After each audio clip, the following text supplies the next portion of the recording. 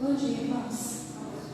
Digno és de glórias e louvores. Levantemos nossas mãos, te adoramos, ó Senhor.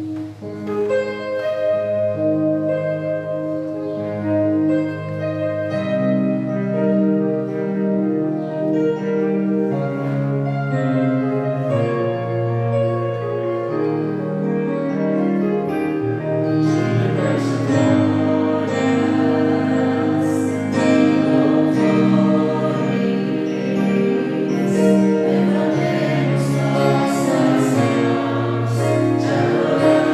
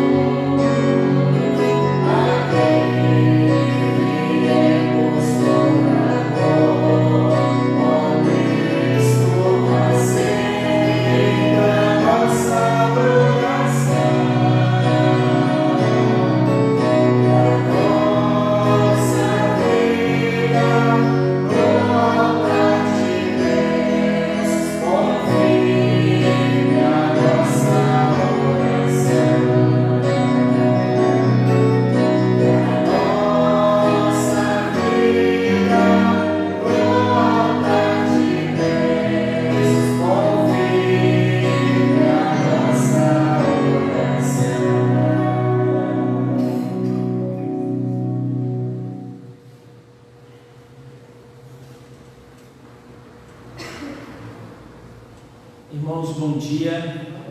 Que a graça e a paz do Senhor Jesus seja sobre nós. Amém?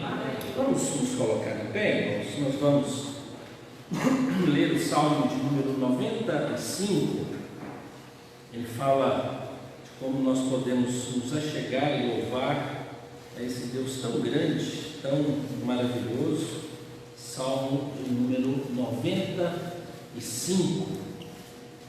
Convite a louvar ao Senhor. Vamos todos juntos? Nós leremos todo esse salmo. Leamos. Vinde, cantemos ao Senhor com júbilo, celebremos o rochedo da nossa salvação. Saiamos ao seu encontro com ações de graças, vitoriemos-lo com salmos, porque o Senhor é o Deus supremo e o grande Rei acima de todos os deuses. Nas suas mãos estão as profundezas da terra e as alturas dos montes lhe pertencem. Dele é o mar, pois ele fez, obra de suas mãos os continentes. Vinde, adoremos e prostremo-nos, ajoelhemos diante do Senhor que nos criou. Ele é o nosso Deus e nós, povo do seu pasto e ovelhas de sua mão. Hoje, se ouvirdes a sua voz, não endureçais o coração, como em Meribá, como no dia de Massá no deserto, quando vossos pais me tentaram, pondo-me à prova. Não obstante terem visto as minhas obras, durante 40 anos estive desgostado com essa geração e disse: é povo de coração transviado, não conhece os meus caminhos. Por isso jurei na minha ira, não entrarão no meu descanso. Os irmãos podem sentar-se. Pai amado, muito obrigado por essa manhã, todo o cuidado do Senhor sobre nós e a oportunidade que temos no domingo de louvar e engrandecer o nome do Senhor. Ilumina-nos, ó Deus, por meio da obra do Espírito do Senhor, para que possamos compreender, ó Deus, a palavra do Senhor, colocá-la em prática e saber, ó Deus, que ela é a verdade para a nossa vida e a nossa existência. Conduza-nos, ó Deus, segundo o teu querer, segundo a tua vontade. Abençoa-nos, ó Deus, durante esse dia, para que nos lembremos sempre, ó Deus, de que devemos reservar tempos, momentos, ó Deus, para louvor e engrandecimento do nome do Senhor. Em nome de Cristo Jesus nós oramos. Amém. Amém. Irmãos, nós estamos no mês de agosto. Hoje é o penúltimo dia, amanhã é 31, então encerra-se o mês de agosto. A gente tem falado sobre missões, fundamento de missões desde o início, e agora a questão mais prática. Semana passada nós iniciamos a leitura do capítulo 16, que fala sobre 3 conversões, o surgimento da igreja na cidade de Filipos. Então a gente tem o apóstolo Paulo trabalhando aqui, e a narrativa de Lucas sobre 3 conversões, e a gente vem trabalhando também no aspecto não só do missionário cristão, então a gente tem um aspecto de missões, para que a gente possa ir a outro campo, a outra cidade, a igreja local, ajudar no sustento, mas também a gente tem falado sobre o aspecto do cristão missionário, onde nós estivermos, quem nós somos e como estivermos. E esse texto de hoje, ele nos ajuda a entender qual é o benefício que as conversões trazem. Eu sei que a gente tem o aspecto salvífico, e tudo é para a honra e glória do nome do Senhor nosso Deus.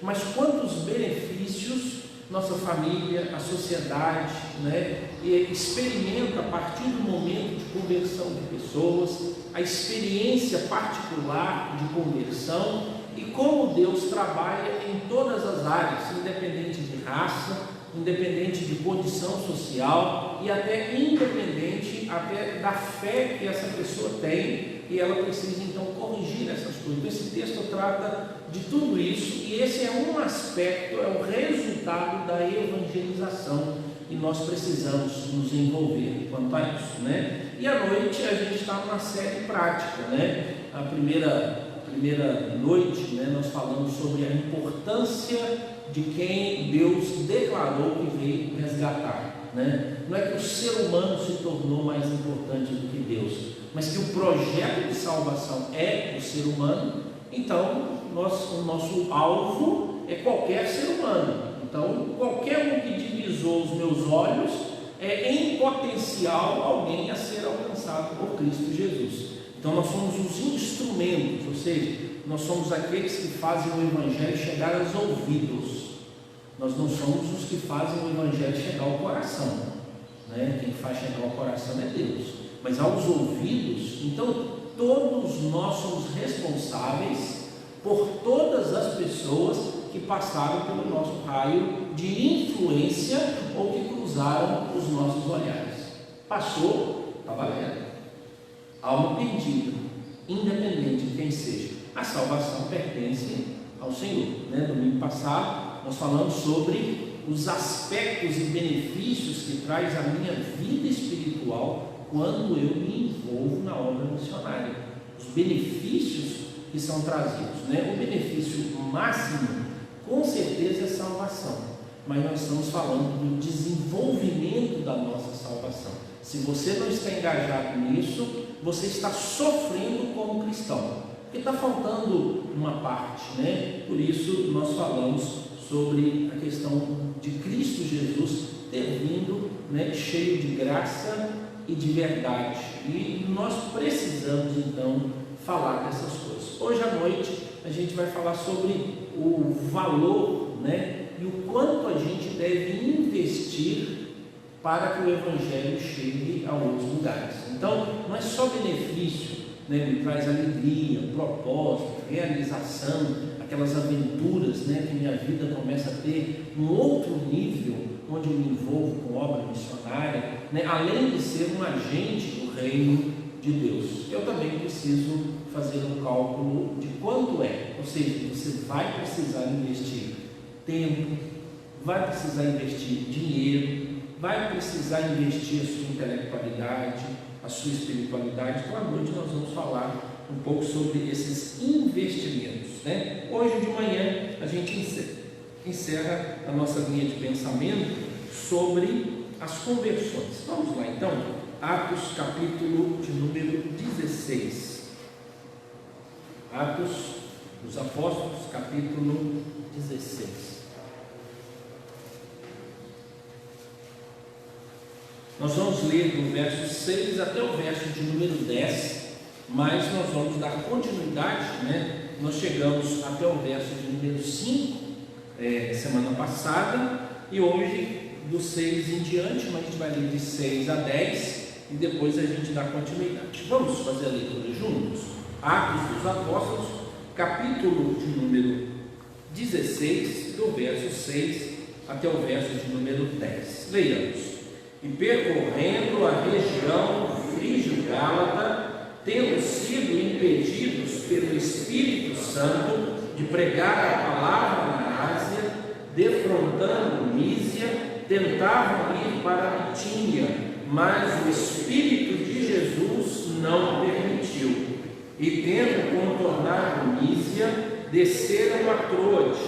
À noite sobreveio a Paulo uma visão, na qual um varão macedônio estava em pé e lhe rogava, dizendo: passa a Macedônia e ajuda-nos. Assim que teve a visão, imediatamente procuramos partir para aquele destino, concluindo que Deus nos havia chamado para lhes anunciar o Evangelho. Né? Irmãos, nós temos aqui as considerações da narrativa de Lucas, né? Eu sempre gosto de frisar isso. Lucas, né, aqui apresentado como o autor do livro de Atos, mas também, né, autor do Evangelho segundo Lucas. Então são dois livros que Lucas escreve. Lucas tem um propósito ao escrever Atos dos Apóstolos. Ele mostra primeiro em Lucas, no Evangelho, quem é Jesus, e agora em Atos ele mostra o que Jesus continuou a fazer por obra do Espírito Santo, por meio, dos apóstolos. E se você observar Atos dos Apóstolos, ele põe em destaque 2 apóstolos, que é Pedro e segundo Paulo. Tanto que a narrativa de Paulo ela é muito maior do que a narrativa sobre Pedro, tanto que ele não dá desfecho da vida de Pedro, para onde Pedro foi, como é que Pedro desenvolveu o seu ministério, mas nós encontramos um paralelo. O tempo todo Lucas mostra os milagres e os fatos em que Pedro esteve envolvido. E, consequentemente, após a conversão de Paulo, que também é Saulo, você encontra a narrativa das mesmas experiências, as mesmas experiências que Pedro teve, Paulo também, milagres, os sinais e a proclamação do Evangelho. Então Lucas está mostrando que Cristo Jesus continuou a trabalhar por meio da obra do Espírito Santo dentro da igreja. Por isso que na teologia a gente chama de o Cristo pentecostal, porque o Cristo que dá continuidade ao seu trabalho após a obra do Pentecoste. Essa que é a ideia do Cristo pentecostal, nesse sentido que o Espírito Santo dá continuidade à obra de Cristo na vida dos apóstolos, e automaticamente a igreja está envolvida nisso. Mas Lucas quer provar que Paulo é tão apóstolo quanto Pedro. Então a narrativa de todo esse livro tem esse propósito, mostrar que a igreja deu continuidade e que Pedro e Paulo são apóstolos legítimos, e Lucas por ser amigo então de Paulo e aquele que narra, registra toda essa história. E ele vai contando agora as viagens que o apóstolo Paulo fez. Então você tem a primeira, a segunda, a terceira, então são chamados, a gente estuda nas lições de escola dominical, a primeira viagem, aí vai lá, segunda viagem do apóstolo Paulo, terceira. Então nós estamos aqui nessa segunda viagem, o apóstolo Paulo então vai entrar. Onde é que o apóstolo Paulo está? A gente sempre entende que tudo na Bíblia está lá no Oriente, para aquele lado de lá e tudo, mas Paulo estava na Europa. Só para a gente pensar aqui, estava mais perto de nós do que para lá, para o lado do Oriente, a ilha ou a cidade de Filipos. Então ele já estava saindo e cumprindo a missão, ir aos confins do mundo. E ele tinha um grande interesse de depois chegando em Roma, ir para o lado da Espanha, já é uma outra região onde ele iria trabalhar. Então o apóstolo Paulo está avançando. E aqui a narrativa do surgimento da igreja de Filipe, os crentes lá naquela carta de Filipenses que Paulo escreve. Nessas narrativas aqui, irmãos, do verso 1 até o verso 5, a gente viu algumas questões que podem nos favorecer na caminhada e no entendimento do Evangelho. Da agora para frente, eu queria trabalhar alguns quesitos que nós vamos encontrar. O primeiro dele, embora eu tenha falado semana passada, mas eu quero frisar mais, entender que o Evangelho, ele chega até as pessoas, ou ele chegou até nós, por meio da graça soberana de Deus. Deus está por trás do caminho que o Evangelho vai fazer, por onde o Evangelho vai trilhar. Então é Deus quem define isso, é Deus quem escolhe esse caminho. Então não acontece por acaso. Deus tem uma ordem e Ele sabe em que terra, em que região e por onde o Evangelho deve passar, A base disso, irmãos, é base missionária. Sabe por quê? Primeiro, quando você vê Deus no Antigo Testamento trabalhando, Ele define por onde o Evangelho passaria primeiro, e Ele passa o Evangelho pelo povo judeu. Os oráculos chegam aos judeus, tanto que eles são chamados de os eleitos. Então Deus, Ele afunila essa mensagem, Ele não sai disparando para todos os lados, mas Ele concentra toda a sua força, toda a sua instrução a um povo. Mas olha, preste atenção, Deus tem um propósito. Qual é o propósito? Ele escolhe um homem chamado Abraão, e esse seria então o genitor da fé, ou seja, ele é o pai da fé. E aí então nós encontramos a seguinte informação: Abraão, sai da tua parentela. Ou seja, o Abraão podia ter pregado lá onde estava, né? Ele disse: não, porque eu tenho uma nação para formar e você precisa conquistar a terra. E você então vai sair, só que ele não sabia para onde.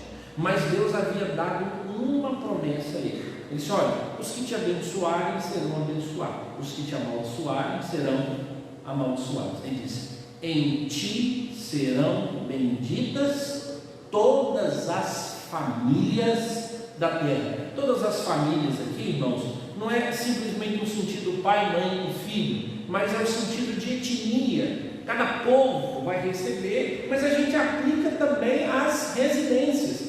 E aqui nós encontramos em Atos 16 o cumprimento. Lá em Abraão começou isso. Então é Deus quem está direcionando esse evangelho. Ele deu ao povo de Israel a missão de fazer com que esse evangelho fosse proclamado. Eles tropeçaram, Cristo Jesus vem e agora ele entrega a essa igreja itinerante que não depende de geografia, não depende de um estado, não está ligado a uma nação, mas agora está ligado ao mundo inteiro, um projeto maravilhoso, mas ainda assim Deus continua direcionando o caminho da igreja onde o evangelho vai ser pregado. E Atos dos Apóstolos é o livro que narra mais isso, onde o Espírito de Deus guiou para um lado e disse: para que vocês vão? Aí disse: mas não, para lá não. Lembra? Na quarta-feira nós fizemos um estudo aqui sobre os 12 e os 70 discípulos. Cristo Jesus não teve dúvida nenhuma. Ele disse: vão. Ele disse: ele disse, mas não preguem a gentio, não preguem a quem tem fé diferente, não preguem aos gregos e preguem somente aos judeus. Por que ele está fazendo essa restrição? É porque Deus tem controle sobre todas essas coisas. Até aqui, eles mas não é para ir para tudo quanto é lugar? Não, é específico. Por isso, irmãos, nós entendemos que Deus nos dias de hoje chama-nos também para atividades específicas. O apóstolo Paulo, ele tem claro sobre ele que o Espírito de Deus e o Espírito de Jesus, que é o mesmo, o orientou a não ir para uma região, mas o orientou para que ele ficasse em uma região. E preste atenção, no final do texto que nós lemos aqui, o texto diz assim: e nós chegamos à conclusão de que devíamos pregar o Evangelho não lá, mas agora aqui entre eles. Ou seja, Deus conduzindo, mas eles sabiam claramente o que deveriam fazer. O comum, irmãos, é entender que o Evangelho tem que ser pregado a todas as nações, mas agora eu preciso entender que é Deus quem abre porta e é Deus quem fecha a porta. Eu não posso ter dúvida disso. Às vezes nós achamos que nós é que abrimos as portas e que nós é que fechamos. De vez em quando pensamos: olha, o Evangelho fechou a porta por sua causa. Nada disso, nem escândalo, nem vergonha, nem traição, nada disso, irmãos. Deus é quem está por trás. Por isso, esses apóstolos aqui são os mesmos que disseram: importa obedecer a Deus e não aos homens. Por isso, irmãos, o Evangelho chega em local onde se é proibido pregar o Evangelho, onde é proibido. Mas se você gosta de ler, literaturas, essa aqui é uma literatura interessante.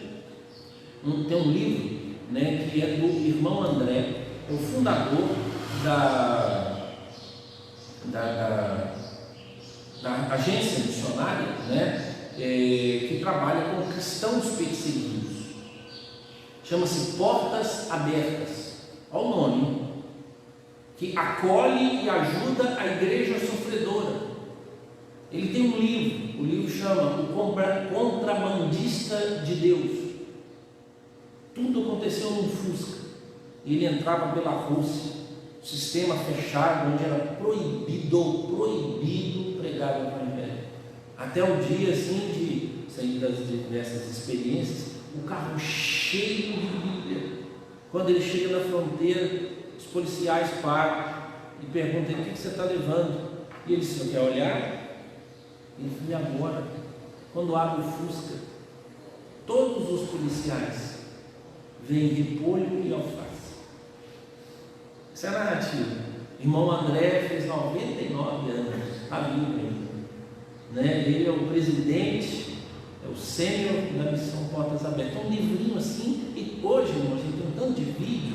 Se você for lá no YouTube, você pesquisa lá assim, Irmão André, contrabandista de Jesus, né? E ele, então, aí você vai encontrar literatura, vídeos e áudios que narram essas histórias todas, de como Deus abriu porta e como Deus fechou porta. É Deus quem faz isso. Então essa narrativa aqui é a narrativa que nós necessitamos de uma conexão, mas entendendo o seguinte, que o Evangelho ele só será pregado diante e debaixo da graça e da permissão do próprio Deus. É Deus quem vai conduzir até a região onde o Evangelho vai chegar. Como é que o Evangelho vai chegar? Então, irmãos, nós precisamos depender mais de Deus do que das estratégias que nós montamos. Nós necessitamos, né? Quantas vezes a gente faz um plano de evangelização, Deus interfere e a gente para em outro lugar, né? Aqueles que evangelizam sabem que saíram com um projeto e a pouco está fazendo outra coisa. Ele sai com um objetivo, sai com um alvo, daí a pouco ele está encontrando outras pessoas estão ouvindo o Evangelho de modo que ele nem imaginava que estaria fazendo aquilo e daquele modo, né? Então nós encontramos aqui, irmãos, como é que o Evangelho chega a 3 pessoas. O Evangelho chega a uma mulher chamada Lídia, chega a uma mulher que não tem nome, que é uma adivinhadora, e chega a um carcereiro. É Deus quem conduz. Então não sei, a gente às vezes escolhe para quem a gente vai pregar. Às vezes nós achamos que X pessoa é mais fácil para ouvir, está mais aberto, né? Nós não podemos ter dúvida nenhuma, irmãos, que é Deus quem abre essas portas e é Deus quem quebranta o coração. Ele já tem as suas estratégias. A maior dificuldade nossa é confiar no que Ele vai fazer, como é que Ele vai agir, o momento em que Ele vai agir, e nós precisamos então estar disponíveis para fazer toda essa obra. O segundo, o Evangelho, ele atinge a todo tipo de pessoa. Pastor, eu sei disso, mas lá no coração a gente tem essa convicção de que às vezes a pessoa mais religiosa, de fé contrária, a gente nem coragem de abordar bem. A gente acredita em algo, mas não pratica esse algo. Como é que eu vou lá? Que hora eu vou pregar? E às vezes você encontra uma pessoa que não acredita em nada, e você diz: não, eu não acredito em nada, não, nem adianta falar. Não. Nós temos esses preconceitos, irmãos. Por quê? Porque nós acreditamos que é a nossa persuasão que convence as pessoas. É o que a gente diz e como a gente diz, e a gente então quer ter o aspecto, o modo de falar. Você já percebeu, já viu as experiências das pessoas contando como é que elas se converteram? É comum a gente entender que as pessoas ricas não se interessam pelo Evangelho, né? Qual é o risco nosso? Primeiro, de uma interpretação errada do texto bíblico. O texto bíblico diz que é difícil para um rico entrar no reino dos céus. Mas por que é difícil? Porque ele está apegado às coisas desse mundo. Mas José de Arimateia era um discípulo de Jesus, rico. Barnabé tinha dinheiro, vendeu. Olha, na casa de César tinha gente que acreditava em Jesus, pessoas ricas. Ou seja, na casa do imperador tinha gente que acreditava. E agora a gente vai ver um tanto de história de pessoas ricas, milionárias, abastadas, que acreditam em Cristo Jesus. Mas por quê? Porque nós achamos que o texto diz que toda pessoa rica não acredita em Deus. O texto não diz isso. O texto diz que as pessoas apegadas à riqueza, e eu preciso lembrar lá do que era. Então você tinha 2 classes de pessoas. Você tinha a pessoa rica e a pessoa pobre. A maior parte lá eram pessoas pobres. E quem eram as pessoas ricas? Eram as pessoas poderosas. E aí ele está falando que a dificuldade, porque além de você mexer com dinheiro, para aquela pessoa ser rica, ela tinha muito poder. E era muito mais difícil você atingir e afetar essa pessoa. E aí, então, essa pessoa, por causa do seu poder, por causa da sua autoridade, de tudo que ela tinha, ela encontrava grande dificuldade para abrir o coração e crer no Cristo Jesus que transformaria. E agora, irmãos, o pobre, ele está aberto a crer em qualquer coisa. Por quê? Ele precisa de esperança. Talvez você, pastor, mas nós, veja a nossa capacidade de ter paciência, porque somos não possuidores de valores. Nós temos a nossa natureza, em termos de não possuir grandes recursos. A gente é paciente ao ponto de aguentar ficar numa fila esperando um atendimento médico. E a gente aprende 1 ano, 2 anos, aí você vai ao posto de saúde, você fica na fila, você faz outra fila, vai em outra fila, vai em outra fila, vai em outra fila. Chega um ano que você fala assim, gente, isso é normal, né? Todo pobre entra na fila. Aí você, mas não deveria. Aí alguém que tem muita grana fala o quê? Eu jamais vou ficar onde? Na fila. Então a fé, ela tem uma facilidade de encontrar depósito no coração da pessoa carente. Se o rico tem o dinheiro e ele resolve tudo, enquanto que aquele que é necessitado ora a Deus, diz, Deus, eu não tenho dinheiro para pagar esse remédio, ele custa R$4.000. Aí ele vai para o joelho. Quem tem, ele diz, manda. Que dia que chega? Pago mais caro para chegar amanhã. Não, estou precisando hoje. Põe um avião, vai lá e busca. Ele precisa orar. Ele não tem essa carência. Então, naturalmente, pessoas que confiam na riqueza não têm necessidade em si de dizer assim, Deus, eu preciso do Senhor. Vamos lá. Então, irmãos, a riqueza, a ciência, o ocaso ou o acaso, tudo isso pode se tornar o nosso Deus. Enquanto que os pobres de espírito, e aí, irmãos, existe uma semelhança à pobreza. Já está acostumado a sofrer, já está acostumado a passar necessidade, viveu com pouco recurso, mas disse, não, mas graças a Deus a gente está vivo. 11 meninos, os meninos passaram necessidade, cada um tinha uma peça de roupa, uma menina ia dormir, lavava, no outro dia vestia de novo, e aí toda a família perguntava, e vocês estão felizes? Assim, graças a Deus, Deus está dando tudo. O que comia? Canjiquinha, de vez em quando aparecia umas pelancas, um pedaço de carne, e a família dizia o quê? Graças a Deus, Deus está cuidando de nós. Olha para você ver, nossa condição melhorou, né? A gente tem arroz, feijão, carne todo dia, carne de frango, carne de bolo, tudo. E ainda assim, né? A gente vai reclamar agora. Assim, podia estar melhor. Não, Deus está dando. Agora imagine só você tendo o triplo, o quarto, o cento do que você tem. Nem precisar orar. Oh Deus, a comida de amanhã. Não, já está lá para atender.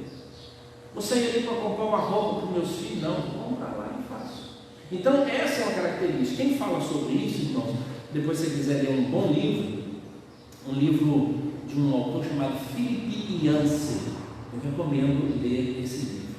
Ele fala sobre o Jesus que eu nunca conheci, quando ele fala sobre o Sermão do Monte e os pobres de espírito. Ele diz que essencialmente um pobre depende mais da graça de Deus do que uma pessoa rica, por causa da sua própria natureza. Ele aprendeu a depender, ele aprendeu a pedir favor. Então, para ele pedir a Deus é muito mais tranquilo, mas ele critica quando o orgulho humano chega até ao carente. Mas ele diz, o rico também precisa. Ronaldo Lidório divulga uma lista, ela não foi feita por ele, mas um estudo, né? Quando ele fala que o grupo, 8 grupos menos evangelizados no Brasil, e ele fala de 2. Ele fala que os pobres dos pobres, os pobres que têm casa, que têm endereço, residência, que vai à escola, a gente consegue atingi-los. Mas os pobres que estão debaixo do viaduto, morando no meio da rua, são menos atingidos por nós. Por quê? Porque eles estão numa classe, presta atenção, tá, irmão? De incômodo. Eles fedem, eles moram na porta da casa da gente, as fezes ficam na rua. Então esse grupo aí, a gente não tem paciência. Mas o pobre que tem endereço, não, o pobre tem endereço, já é. Ele toma banho, ele se limpa, ele se lava. Então é o pobre dos pobres. E ele fala agora, irmãos, do rico dos ricos. O rico do rico, você não tem acesso a ele. Esse é o problema. Por quê? Porque ele sai da casa dele de helicóptero e vai para a empresa dele de helicóptero. Ele sai da empresa dele de helicóptero e vai para o restaurante onde ele vai comer de helicóptero. E ele volta para o trabalho dele de helicóptero, ele pega o helicóptero e vai para a casa dele. Da casa dele, ele vai para a Europa, ele vai para o negócio, em todo lugar que você não tem acesso a eles. Quem é que vai pregar o evangelho a essas pessoas? Os ricos dos ricos, né? E é comum, irmãos, a gente ter uma aversão ao rico. Se o pobre fede, o rico é metido, orgulhoso. Irmão, se você tem 1 milhão para comprar um carro, você vai comprar um carro de 20 mil. Você pode comprar uma casa de 4.000 metros quadrados, você vai comprar um de 49. A gente chama ele de orgulhoso, vai viver na pele dele. O dinheiro vai torná-lo assim. E ele vai achar que os amigos dele são amigos dele por causa de quê? O dinheiro, velho. E a turma fala sobre isso.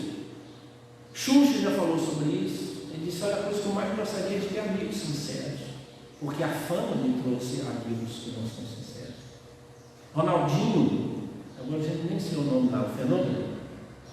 Ele disse que ele era uma pessoa infeliz porque ele conseguia comprar o que quisesse, mas não conseguia fazer os verdadeiros amigos. Muitas mulheres interessadas nele, as emissoras interessadas, os clubes interessados, todo mundo interessado em quem? No sucesso dele, mas as pessoas não estavam interessadas em quem? No Ronaldo, na pessoa.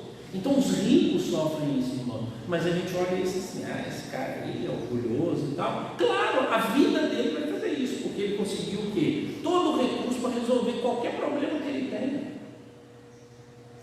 E aí então, quase que ele não vê realidade de amizade. Por quê? Porque as pessoas estão interessadas, segundo a visão dele, no quê? No dinheiro, né? E é bom ter amigo rico, né? Ele paga o negócio pra gente e tal. Aí você fala assim: ah, mas eu não gosto desse. Então, irmãos, o pobre do pobre que fede. E o rico dos ricos, porque é arrogante, orgulhoso. Né? De vez em quando a gente vê as pessoas querendo elogiar rico que age normalmente. Né? E você vê uma pessoa com muita grana, ele está com uma bota, com uma calça toda rasgada. Assim, aquilo ali é verdadeiro. Não sei. Depois você dá uma olhadinha. Então, o Evangelho, ele atinge todas as pessoas. Ele vai atingir essas pessoas, né? Nós encontramos aqui, irmãos, Lídia, que era uma mulher de fé diferente, era uma mulher rica. Como assim, pastor? Irmãos, vendedora de púrpura naquela época tinha que ter grana, para que ela pudesse agilizar, e era um comércio que rendia muito dinheiro. Então ela é atingida, classe alta, provavelmente de excelente cultura, mas era uma mulher o quê? Religiosa. Ela era de Lídia, tanto que o nome dela não é Lídia, é uma mulher de Lídia, por isso que chama ela de Lídia. A cidade dela era de estrangeiro, não era judia, mas ela era uma mulher temente a Deus, ou seja, a fé dela era uma fé judaica, tanto que eles saíram e disseram: é para pregar aqui, ok. O apóstolo Paulo sempre ia às sinagogas, mas nessa cidade não tinha sinagoga. É a marca de novo que essa mulher era uma estrangeira. E aí então ele chega e vai para um local na beira do rio, e ele descobriu que tinha lá um tanto de gente que pregava o Evangelho. E eu gostaria que você lesse comigo para provar como a soberania de Deus e o Evangelho chega a toda pessoa. Verso de número 13, capítulo 16. Vamos juntos? Eu vou ler aqui, diz assim: ó, No sábado, saímos da cidade para junto do rio, onde nos pareceu haver um lugar de oração. E, assentando-nos, falamos às mulheres que para ali tinham concorrido. Certa mulher, chamada Lídia, da cidade de Tiatira, vendedora de púrpura, o quê? Temente a Deus, nos escutava. Olha, irmãos, Deus agindo. O Senhor lhe abriu o coração para entender as coisas que Paulo dizia. Então é Deus que está por trás. Aquilo que eu falei, irmãos, nós pregamos ao ouvido e Deus prega ao coração. Esse é o mecanismo que Deus usou. Mas olha o verso de número 15. Depois de ser batizada, ela e toda a sua casa nos rogou, dizendo: se julgais que sou fiel ao Senhor, entrai em minha casa e ficai, e nos constrangeu a isso. Ou seja, essa mulher acolhe esses discípulos, mesmo tendo ela condição maior. Irmãos, ter uma casa nessa época era ter muito dinheiro, não era pouco dinheiro. Não era de simplicidade, ao ponto de convidar para hospedar alguém. Lembra que Jesus entrou em poucas casas, e nas casas que ele entrou, eram casas de pessoas que tinham condição social melhor. Poucas casas. E ele vai lá então ele pega uma mulher rica, de estrangeira e de fé diferente. Ou seja, ela não acreditava em Cristo Jesus ainda, do Evangelho é pregado. Mas quem é que abre o coração? É o Senhor Jesus. Segundo, ele encontra uma mulher que ficava na rua. Qual era a condição dessa moça? Primeiro, o texto diz que ela era uma escrava, ou seja, pobre, sem dinheiro. Porque se é escravo, irmãos, é porque não tinha dinheiro. Ou porque a família devia, ou porque ela nasceu numa família escrava. Ela não tinha recursos, ela era escrava financeira, mas ela também era uma escrava espiritual. Ou seja, qual era a fé dela? Ela era possuída por demônios, uma pitonisa. Pitonisa, irmãos, era sacerdotisa de um deus ou uma deusa, que era uma serpente. De vez em quando você vê assim as pitons, ou pitons, essa linha das anacondas, ou daquelas cobras amarelas que de vez em quando vai tirar uma foto. Então era uma serpente. Então olha a escravidão dessa mulher. E o que ela fazia? Ela trabalhava para o seu senhor para arrumar dinheiro. Olha a função dela, ou seja, classe média baixa. Escravo. É um funcionário de uma outra pessoa que recebia pouco recurso. E qual era o emprego dela? Ser uma religiosa. Escrava religiosa de outra nação também. E agora o Evangelho chega e faz o que com ela? Expulsa demônios da vida dela. Porque Deus falou: não vá para lá, Paulo, vem para cá. E encontra essa. Ou seja, uma mulher rica, bem educada, temente a Deus, de oração, foi impactada pelo Evangelho. Agora você encontra um escrava financeira, escrava espiritual, mas de fé, de uma religião estranhíssima, pois adoravam um Deus que parecia assim como uma serpente, porque era a ideia de que o veneno era cura. Então você manipulava o veneno e traria cura. Então é o Deus da medicina. A ideia de que você pudesse curar. Então Paulo começa a olhar para aquela mulher, ela fala tudo certinho, irmãos. Ela não falava nada errado. O que ela falava? Ela olhava e dizia assim: aí, esses aí são homens de Deus. Homem de Deus. Homem de Deus. O apóstolo Paulo falou assim: essa mulher tá um negócio errado aí. Por que ela está falando isso? Irmãos, não existe um ser no mundo que tenha mais fé em Deus do que o diabo. Não há. Sabe por quê, irmãos? O diabo não tem dúvida nenhuma no coração mais fé do que nós.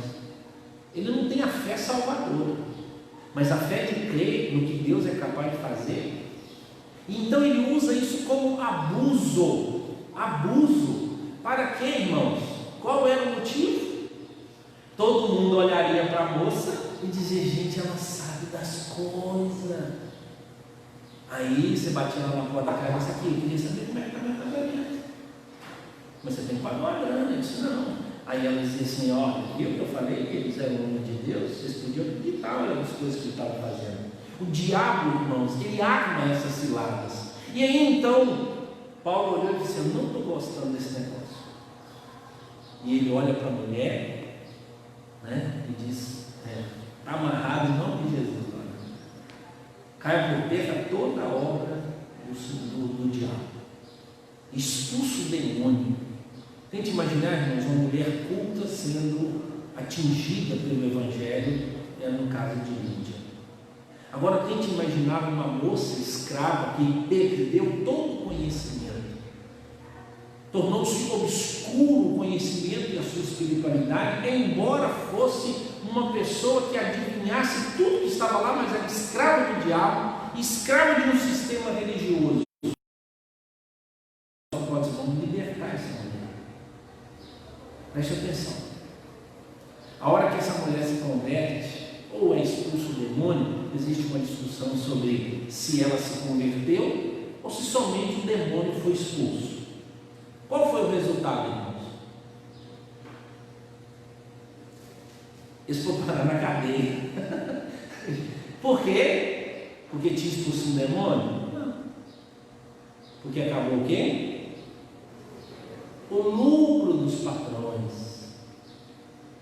Então, irmãos, num certo sentido, existem alguns patrões meio endemoniados que abusam dos seus funcionários. E que o único valor que esse funcionário tem é quando o dinheiro chega. Ele não tem pretensão nenhuma dos cuidados com esse. Mostra a gente essa realidade. E o diabo faz isso. O diabo, ele é malévolo, mas preste atenção, irmãos. Não houve nenhuma manifestação de possessão demoníaca. A moça estava feliz da vida, andava para a campelada adivinhando, seus patrões estavam tudo felizes. Então, irmãos, às vezes, quando nós vemos, alguns estudiosos trabalham nisso, porque aparentemente os pobres são mais possessos de espírito imundo do que os mais ricos. Pastor, eu nunca vi isso não. Irmãos, classicamente, as pessoas possessas com quem eu já lidei e onde eu fui, não eram de classe alta. Incrível. A minha experiência mostra a minha. Se você tiver outras, mostrando elites e tudo, alguém disse é porque nós não estamos lá. Por isso, então, não influenciamos ao ponto de ver essas manifestações. Qual é o público que nós mais lidamos, mais carentes? Então nós vemos pessoas embriagadas, pessoas envolvidas em prostituição, pessoas lunáticas. Todas essas, irmãos, quando você for evangelizar, prepare-se. Prepare-se. Tem um pastor, amigo meu, ele saiu do seminário e ele foi trabalhar na região de Almenara. E ele chegou lá naquela região e foi levado, tipo assim, um mês que ele estava lá, a uma residência. E lá tinha uma senhora, ela ficava com as mãos fechadas assim, e engolia toda no canto da casa. Todo mundo sabia que era uma possessão, as unhas dela enfiavam na carne assim, mas as pessoas iam lá, oravam, ela dava uma melhorada, vinha e tudo, e o pastor chegou lá. Pouquíssima experiência com casos de possessão demoníaca, uma característica um pouco comum nossa. E ele então chegou e conversou com a senhora e tudo. Num dado momento ela manifestou, então ela encolheu, foi para o canto todinho, né? E pela falta de experiência, ele foi orar por ela no final da reunião, enquanto ela estava lá, né? E a primeira coisa que ele fez foi colocar a mão na cabeça dela. A segunda coisa que ele fez foi fechar os olhos. A terceira coisa que ele fez foi cair no chão, porque ele levou um soco dela, tão grande que quebrou o maxilar, e ele foi parar no hospital. E aí, o que ele aprendeu? Ele disse: nunca mais eu oro por um processo de eu fechar. É isso. Não é que ele tinha problema com possessão. Mas, ó irmãos, se eu suspeito, os olhos ficam desse tamanho, sem medo nenhum. Porque aí eu sei o que ele está fazendo. Com toda a sua espiritualidade, se for orar por alguém que você não sabe, não feche os olhos. Para que você possa ver o que está acontecendo. A prática, ela nos ajuda quanto a isso. Mas quantas vidas foram libertas porque nós entendemos e tivemos discernimento de que aquilo era um problema espiritual e não um problema físico, e não um problema de sistema de trabalho, não um problema de escravidão. O apóstolo Paulo nem tratou sobre a escravidão. O apóstolo Paulo disse: tem um demônio aqui, vamos tirar, expulsa o demônio. Automaticamente os patrões ficam com raiva, vão lá e mandam prender. Mas isso, irmãos, também está debaixo do governo de Deus, porque eles precisavam estar onde agora? Na cadeia, para poder evangelizar quem? Carcereiro. Quem são os carcereiros, irmãos? Vou explicar para vocês. Primeiro, o carcereiro, ou os carcereiros, eram aposentados do exército romano. Ah, pastor, parece que é um negócio. É mesmo, mesmo quando você vê um policial civil, um policial federal, um policial militar aposentado e ele fazendo serviço o quê? Segurança. Por quê? Por causa da sua experiência. Mas preste atenção, a maioria dos carcereiros eram pessoas extremamente capacitadas. Por quê? Porque ali era também um local de batalha. Tente imaginar, irmão, você está numa cadeia despreparado. Então eram pessoas extremamente preparadas. E preste atenção, por que é que esse carcereiro tenta lhe tirar a vida? É o grau e o nível do entendimento, do comprometimento que ele tinha com o Estado. Porque ele sabia que se perdesse esses desertores, esses mau elementos, a vida dele estava em jogo. Ele seria sentenciado e ele pagaria pela vida de cada prisioneiro que foi liberto, que eram prisioneiros perigosíssimos. Não era ladrão de galinha, irmãos. A maioria desses presidiários, eles eram de levante políticos, eles eram inimigos do rei. E você acha que Paulo e Silas estavam presos por quê? Por quê? Porque ele mexeu na sociedade. Eram pessoas ricas, que agora estavam incomodados, esses aqui. E qual era o discurso? O discurso é: César é rei. E eles estão falando que Jesus é rei. Ou seja, são problemas políticos graves. Tem problema religioso grave por trás. Por isso, então, o rapaz falou o quê? Me mataram, velho. Irmãos, ele tinha família. Olha a condição dessa pessoa. Ou seja, a pessoa mais brava que você já encontrou na vida, depois da sua esposa. É mais bravo que isso. Tente imaginar, gente, era assim esses homens. Mas Deus fez 3 milagres: um físico, um moral e um espiritual, para que houvesse uma conversão. Primeiro milagre, tremeu tudo. Segundo milagre, nenhum bandido fugiu. Terceiro milagre, o homem mais duro que estava ali recebeu Cristo Jesus como Senhor de sua vida, porque alguém pregou o Evangelho para ele. O que ele pergunta? O que eu tenho que fazer para ser salvo? Que mensagem é aquela que vocês estavam pregando lá? Ele ia tirar a vida dele, irmãos. E o texto diz que Paulo e Silas pregaram o Evangelho, ele foi batizado, toda a sua família, o Evangelho foi pregado e chegou lá. Está vendo como o Evangelho chega em lugares totalmente diferentes? E de vez em quando a gente quer marcar o modo de Deus trabalhar, né? Como é que Deus converte? Existe um grupo que diz: não, você tem que fazer discipulado. Se você fizer discipulado, Deus vai agir.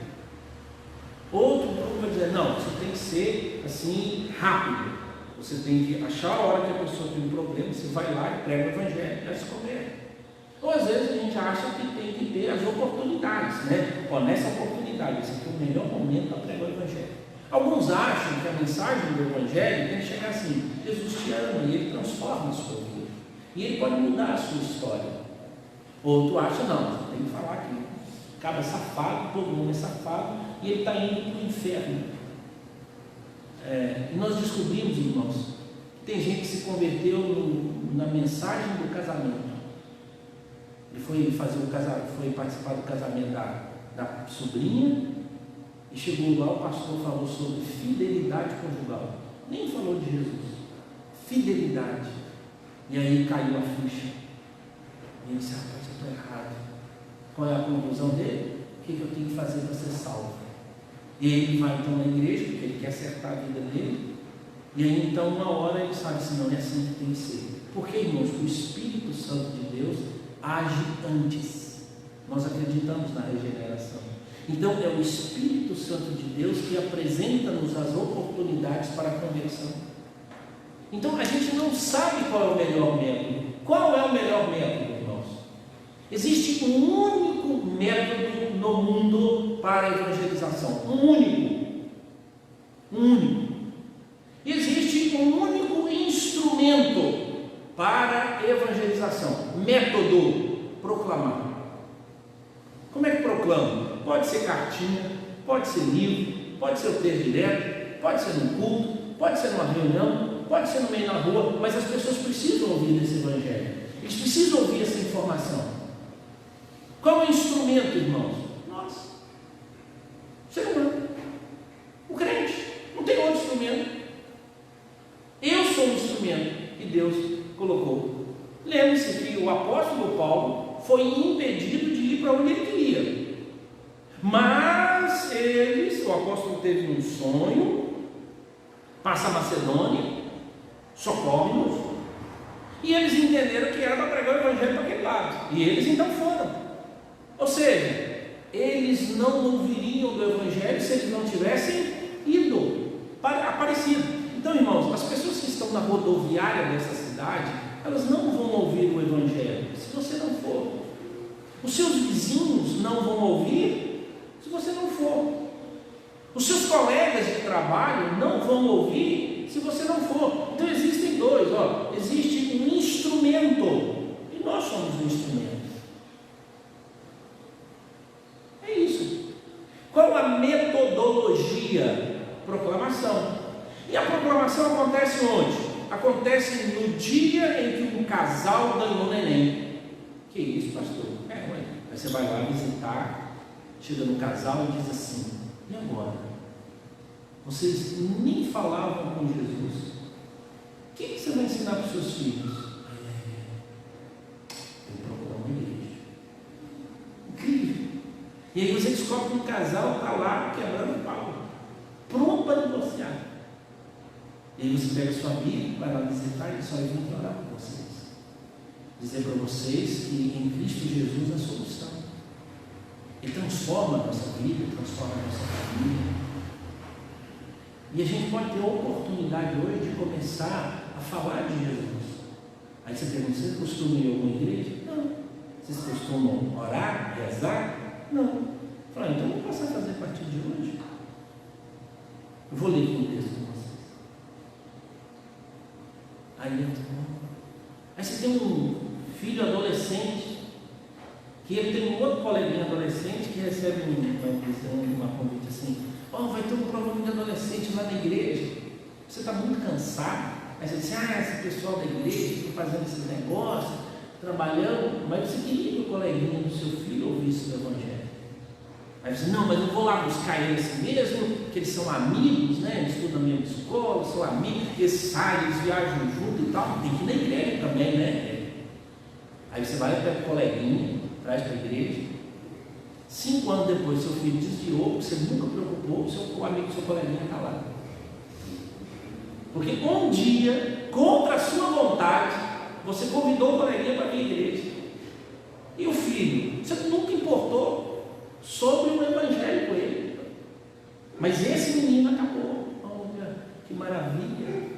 Então, todo esse investimento, irmãos, são metodologias evangelísticas. Existe um caso épico, fantástico. Um casal, no elevador.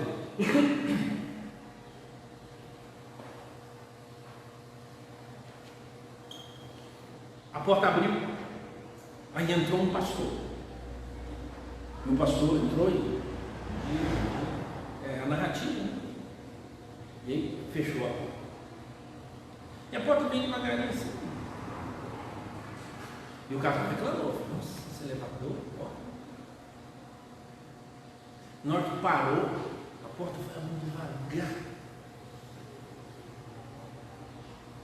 E aí a mulher falou assim: meu Deus, que porta lenta para abrir. Ele olhou para trás e disse: assim é o coração do ser humano para receber Jesus, minha senhora. E saiu. A mulher saiu correndo atrás dele: o que o senhor falou? Eu falei que a porta é tão lenta quanto o coração do ser humano para receber Jesus. São membros de uma igreja presbiteriana hoje, Catedral do Rio de Janeiro. Essa foi a mensagem de impacto. Então, irmãos, você pode elaborar 1000 conteúdos, o que não pode faltar é o Evangelho. Qual é a metodologia? Qual é a metodologia? Você vai encontrar a sua. Eu distribuo o folheto, pastor. Aí eu mando recadinho. Aí eu compro o livro. Aí eu mando CD. Aí eu mando uma mensagenzinha aqui assim. Cada um vai descobrir as coisas. Cada um. Mas você precisa fazer alguma coisa. Dar bolo de presente para o seu vizinho. Se chegar alguém na sua casa, você conversa com ele. Você está num consultório, você conversa. Esse é o método. Pregar, proclamar isso. Não é sermão, não, tá, irmãos? Às vezes a gente tem que elaborar um sermão. Você pode melhorar cada dia. Hoje à noite a gente vai falar sobre isso. Como é que eu posso melhorar nesses itens para eu evangelizar as pessoas? Só Cristo pode. Só Cristo pode. Uma missionária chamada Vera, hoje a Vera é, se eu não me engano, missionária da Igreja Metodista na África. Durante 20 anos, ela era um cavalo num centro espírita, né? Os irmãos já ouviram, cavalo é aquele que recebe o espírito, né? 20 anos. E aí então foi pedido a ela para fazer um trabalho. Então ela mexia com magia negra. E ela então falou assim: ok. Só que ela fez um trabalho, não deu certo. Ela fez o segundo trabalho, não deu certo. Os espíritos não estavam. Terceiro, e ela então perguntou por que não dá certo. E aí era uma senhora, uma mulher pedindo pela vizinha.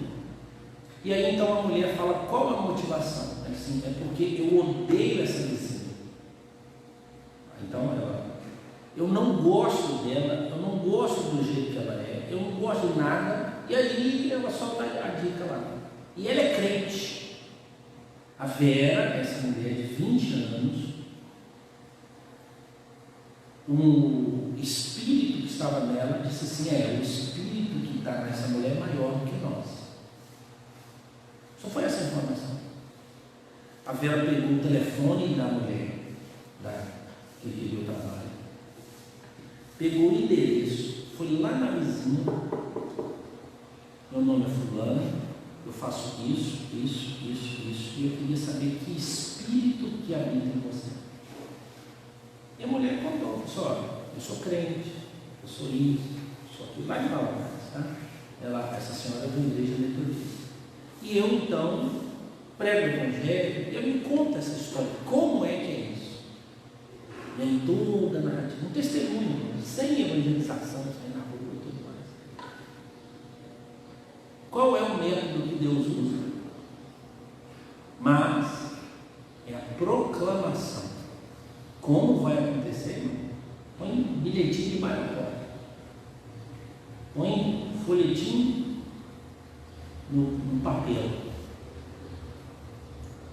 Põe no lugar. Tem uma pessoa que lá no Inhapim, aquela região lá, uma pessoa em São Paulo recebeu um papelzinho escrito assim: procure ao Senhor.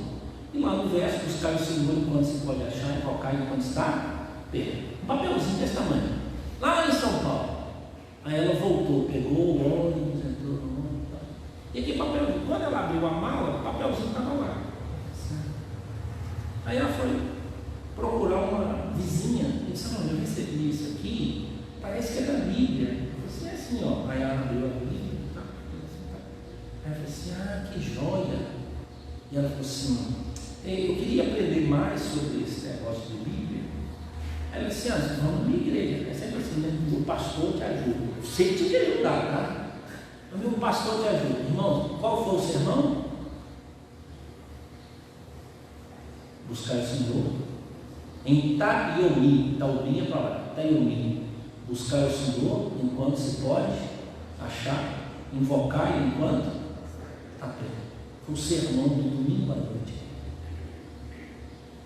Papelzinho, aleatoriamente. Como Deus vai usar, irmãos, eu não sei. A hora em que Deus vai usar, eu não sei. Mas eu não posso me calar. As pessoas têm que ouvir essa mensagem. Mas é Deus quem age no coração. Foi isso aqui que esses discípulos fizeram. Cada um vai ter a sua experiência. Cada um vai ter a sua experiência na proclamação e também na conversão. Se a gente fosse narrar aqui, cada um ia contar um tipo de história. Cada um ia dizer assim: olha, minha conversão se deu nesse momento, nesse, aqui, né? A Juliana está aqui, ela sabe, né? A conversão da Juliana acontece no início de namoro meu com ela.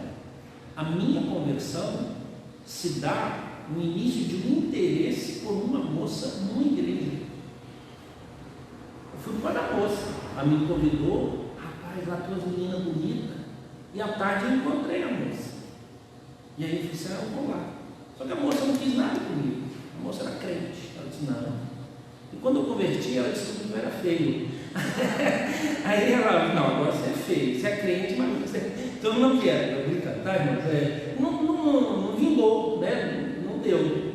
A conversão da Juliana se dá no momento em que a gente vai se conhecer. A gente se conhecia, mas a gente vai... E aí então nós nos aproximamos do Evangelho e tudo. Eu já converti, mas um tempo em que eu passei fora da igreja. Mas foi um mecanismo que Deus utilizou. Eu não sei, irmãos, mas nós perdemos muita oportunidade. Muita oportunidade mesmo. Então, seu local de trabalho, seus vizinhos, por onde você passa, isso faz parte da obra missionária. Aqui, né? Mas não se esqueça de também ajudar lá, né? E aqueles que têm um chamado para ir para fora. Não importa a idade, tá, irmãos? Não importa a idade. A gente acha que sempre a turma mais nova. Não importa a idade. Tem um missionário que foi para a obra missionária aos 80 anos de idade. E ele produziu conversão em mais de 3.000 pessoas. E ele trabalhou durante 16 anos na obra missionária. Ah, já não dá fruto. 80 anos. Trabalhou 16. Não espere a hora que vai dar, porque não vai dar. Pode ser tarde. Pode ser que você não possa ir mais. Talvez seria melhor irmos agora. Tem mais umas outras experiências desse texto aqui, mas eu paro por aqui. Que a graça e a paz do Senhor Jesus seja sobre nós. Amém? Vamos ficar em pé, nós vamos orar. Agradecer a Deus. Hoje é aniversário da Mônica, né? Está aqui conosco e poder agradecer ao Senhor. Senhor Deus, muito obrigado por essa manhã. Desperta o nosso coração e que o nome do Senhor seja glorificado. Coloque, ó Deus, essas realidades, que o Senhor, ó Deus, tem um único método, que é a proclamação, e que o Senhor, ó Deus, tem um único instrumento para que essa verdade chegue, Deus, à vida das outras pessoas, que somos nós, os servos do Senhor. Louvamos o nome do Senhor por isso. Também agradecemos a Deus pela vida da Mônica, que completa mais um ano de vida, que a bênção e o cuidado do Senhor se renove sobre a vida dela. Em nome de Jesus, nós oramos. Amém. Amém. Que Deus nos abençoe. Olha para o irmão assim, dá um tchau, que é um modo de a gente cumprimentar mais tranquilo, tá? À noite, irmãos, nós estamos completos, não há mais vagas para a noite. A gente está com 55, mais uns outros irmãos. Então, se vocês não se inscreveu, nós já estamos lotados, tá? Deus abençoe e a gente tenha um bom dia.